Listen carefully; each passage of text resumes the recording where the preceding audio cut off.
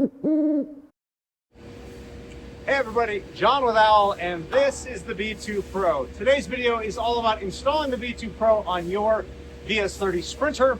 And as always, I apologize for the noise. It's loud in here, but we gotta make stuff for you. Okay, so installing the B2 Pro is not all that different from the original B2, but if you're watching this, you probably didn't install that either.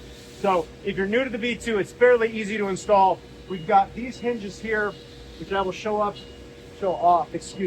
These mount to the hinges on your vehicle. And please keep in mind, this is a prototype. So there's an extra cutout down here, which actually won't be on yours. And we've also got a new mounting style. So if you've installed a B2 before, you're gonna wanna pay attention because this is a little bit different. Now, this has already been installed on this vehicle. So I'm going to walk you through it, but some of it's already going to be installed. For example, we've got this new plate that kind of blends into the door. This is a plate that's meant to help improve the structure of the door. So when we invented and designed the original B2 carrier, those hinge mounted, these doors were all super solid. And then what happened is, back in behind here, Mercedes started not gluing the inner door panel to the outer door panel, and that caused a number of issues. Most importantly, it's hard to close with the stop stays without a rack on it. Most importantly, this sheet metal started to bend because it didn't have structure. Now, we tell everyone to go through and glue your inner door panels, and you should, but we've added this as kind of a fail-safe, and so what we've done is added that plate to help strengthen that sheet metal, and then we've also gone from a small flat bushing to a giant, almost 3-inch bushing. And so you've got a plate, and then this bushing is going to sit on there, and it's going to soak up a lot of that energy as you slam that door, and it's going to work and function with higher load capacities for years to come. Because we knew that when you wanted to go this big, it's got to last. All right, let's get to it. Let me show you what we've got cooking. These are some of the parts you need. I'm sure I'm forgetting something. We've got a 9/16 wrench. We've got a 7/32 Allen. Here are your 4-inch-and-a-quarter bolts, 4 nylocks, 4 washers, inner door brackets, and a drill. Now, you're going to also need to have something to clean this area off because this sticks onto the van with VHB adhesive. One of the critical things is that you install this properly. So this right here is meant to get right up there along that curvature in the sheet metal because that's going to be stronger. So the hole is mounted on the bottom half. I guess I'm not explaining this well. This hole is not centered. So you want the hole on the bottom half of the plate, and you want to line this up kind of with that rolled over sheet metal. I want to grab one of these to show you what it looks like before it's installed. Again, that hole's not centered, so you want the hole nearest the bottom of the plate, and then you see this VHB on the back. It's actually a special blend that we spec'd. It's meant to bond metal to metal, so it's going to give a really nice adhesion, nice amount of strength to that door plate. It's also going to waterproof it, so you're not going to get any water inside of your door. Here's how I do this. So I put this tape on the window, okay? Or you can even put it right down here to where it's just touching where the sheet metal rolls. And then you're gonna, this plate is just about 10 inches from this seam of the door. So you go out, you see it's just about a 1/16 under 10 inches. So you're gonna find 10 inches. You're gonna make, assuming the tape measure doesn't slip. Oi. So there I've marked 10 inches. Then I'm gonna grab some more tape.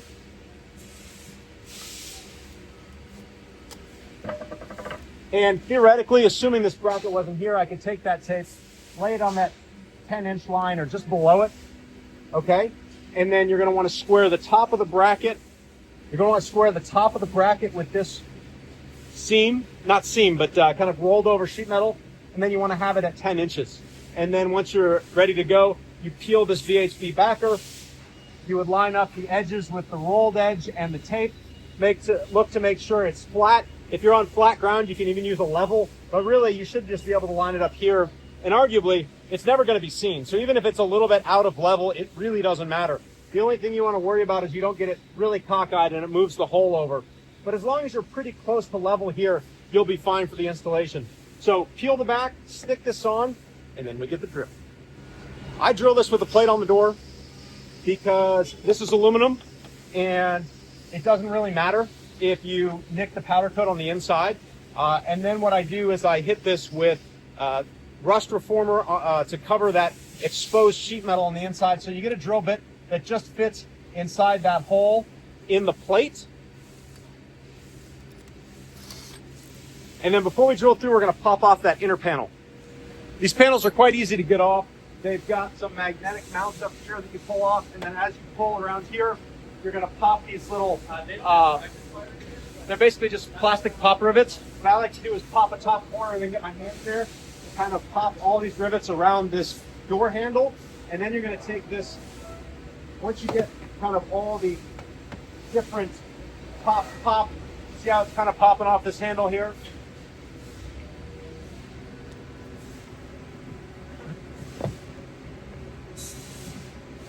We got some down here.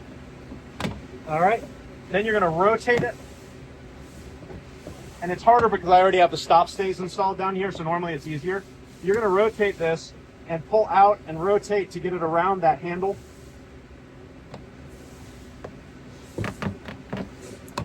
There we go. All right, so now that handle's still in place. See, I told you I'd forget a tool, flathead screwdriver. In the top of this, there is, it's super hard to see on camera, but there's little kind of detents that pop into place. And so what you're going to do is actually just go in there with your screwdriver and pop that so you can slide this forward. And there's one on the bottom as well. Here you can see it better. See these detents here? It's this one right here. So now you can see this detent right here. So what you're doing is you're sticking your screwdriver in this hole right here, and then you're pushing down on this detent and sliding this forward. And then you can just leave that dangle for now. So I'm going to show you where we come through right here. Can you see in there? Hopefully you can see in there. So here's a little hole. The way we designed this is you can see two pieces of sheet metal here. You've got this skin, which is the cosmetic sheet metal. You have the same thing on the outside. And then in here, you have a much stronger sheet metal. Here's where I was talking about.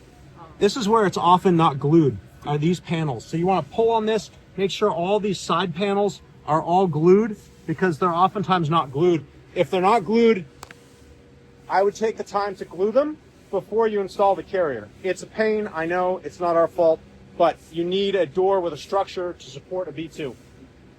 This you lead dangle. Now that you've got that out, you can pop these out. The best thing to use is a panel popping tool to get any of these leftover plastic door snaps. If you break any of these, you don't need all of them. You can also find these, we have them, you can find them on Amazon. Any auto parts store has these. They're really pretty common. So we can pop all those out, and instead of losing them, I just like to stick them back as I drop it. I just like to stick them back in the panel. So you got this panel, and you just go through and you put them back where they go. Now the part you have all been waiting for, and that is the drilling. Unfortunately, this is already drilled, so you don't get to see metal fly. But let's assume then that you drilled right through that hole. So you've drilled your hole. Now we're going to paint the inside of that hole. So I like to just, anytime with spray paint, just do a little cover up here. Again, this is never going to be seen, but we just don't want to get any on the band.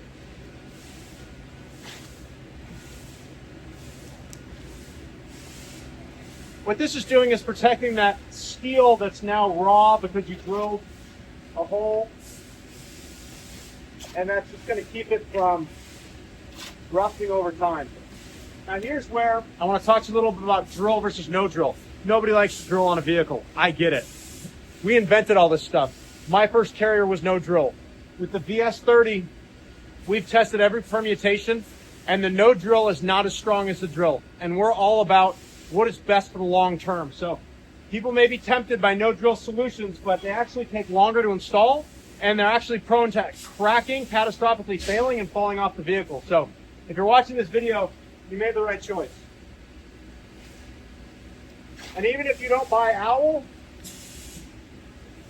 buy one that mounts properly.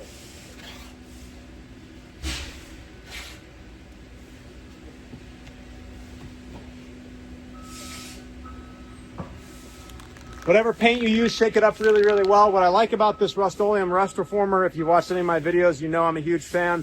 It dries really quickly. And if there is any rust anywhere, you can spray it onto different parts of your van where there's rust, and it basically stops the rust from happening. So now, a couple of spray squirts for good luck.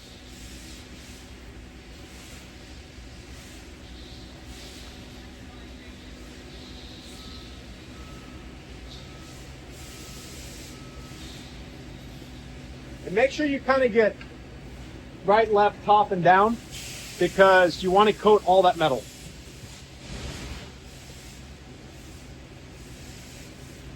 It's all tape so I can wipe that off. Give it about 5 minutes to dry.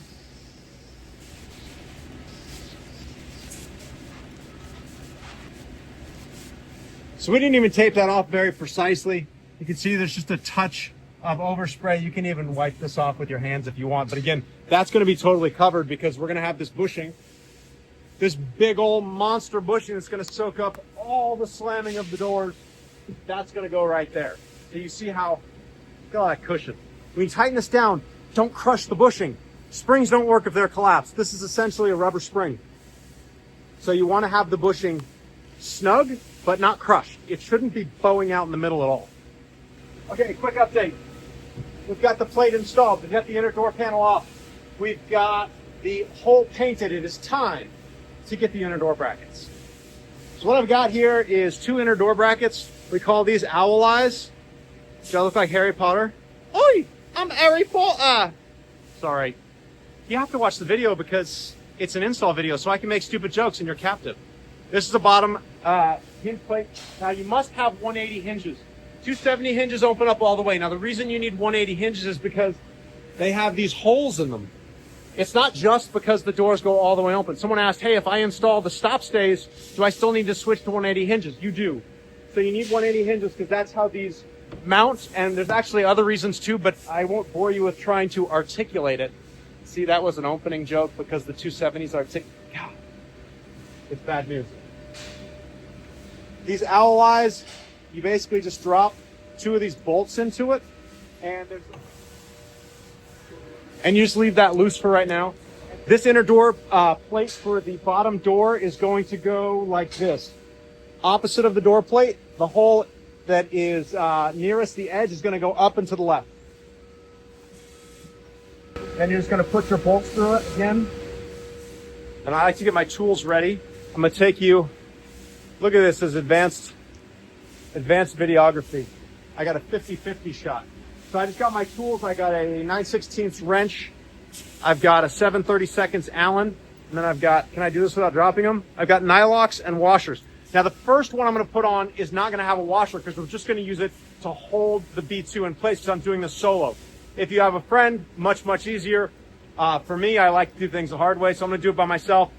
We're going to take that top one back off and then put a washer on later. So for now, I'm going to take the washers and other nylock nuts and I'm going to put them in my pocket. And then I'm just going to have one nut for now.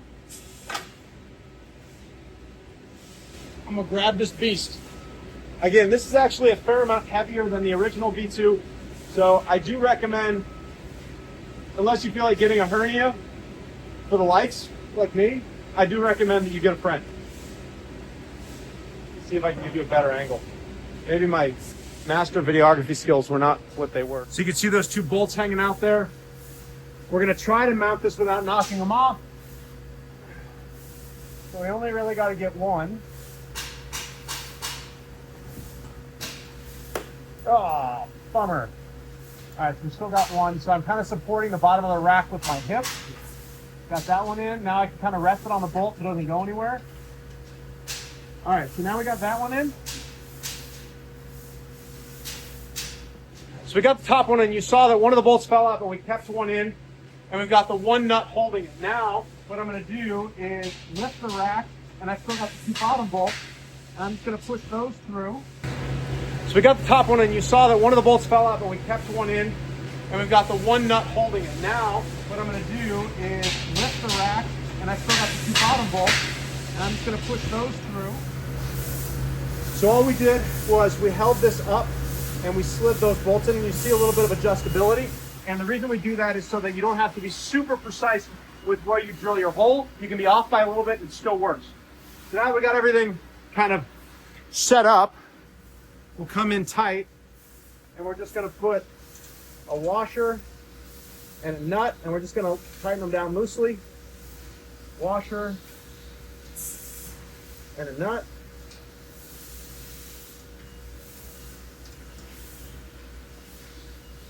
Then we go back to the top. Now we're still missing that one bolt that fell. I'm gonna find it. I'm gonna put this top washer on that top bolt. Hand tighten the nut. And then this first washer, excuse me, this first nylock that we put on, now you can take it off because we still gotta put a washer below it.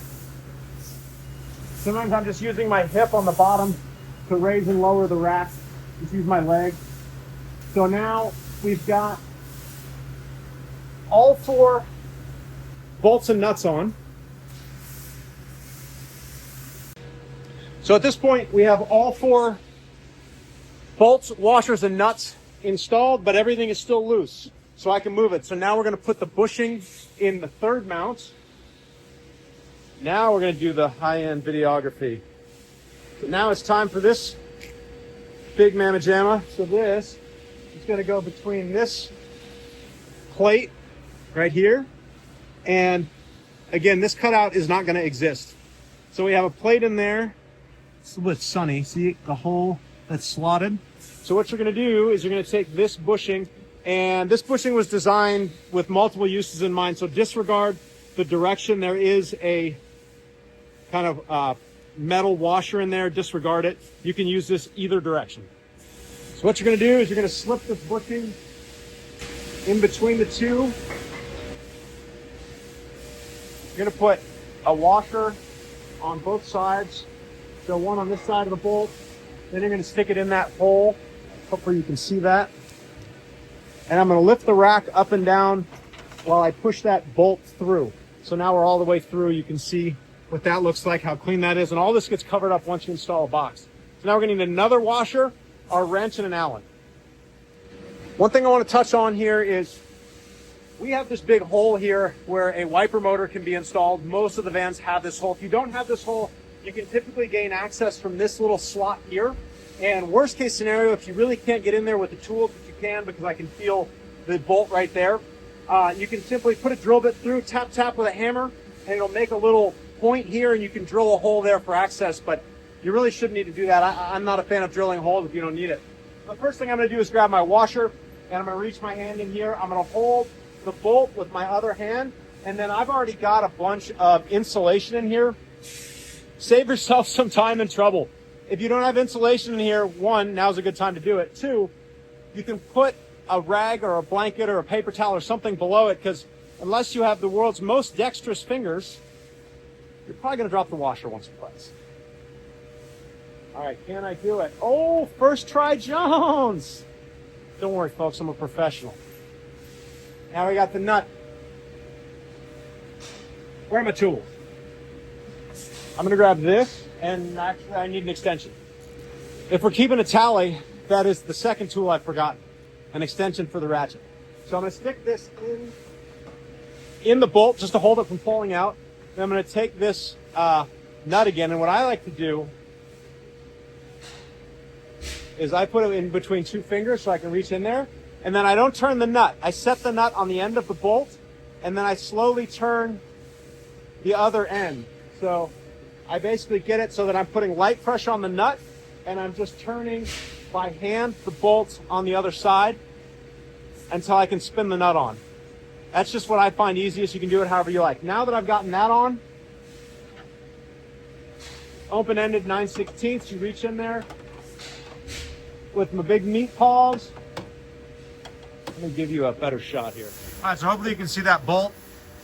That's it sticking out right there next to the insulation. So now I'm going to come in here with my wrench, and I'm just going to tighten. Again, you don't want to over tighten it to where it's bulging.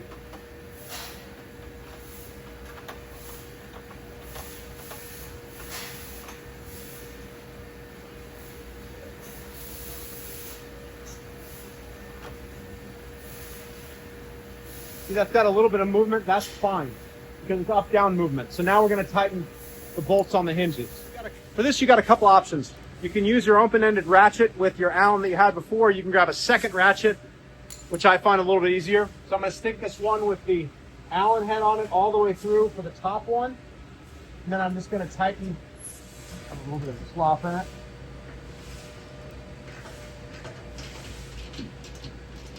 All right, so snug that down a little bit. You don't have to go crazy tight. Again, it helps to have friends. I don't have friends, so I'm not really sure what that's like, but I've heard it's nice.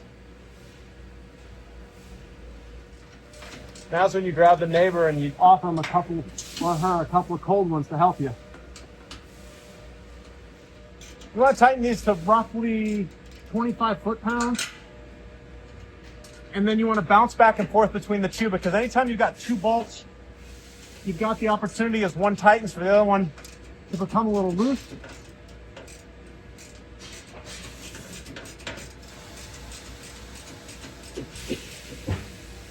So pretty snug there.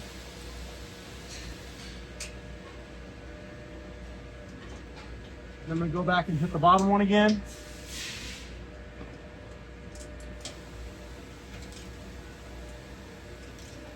That's pretty good there. Check these one more time. Bottom of the top got a little bit loose. So I'm going to give it a couple of more turns.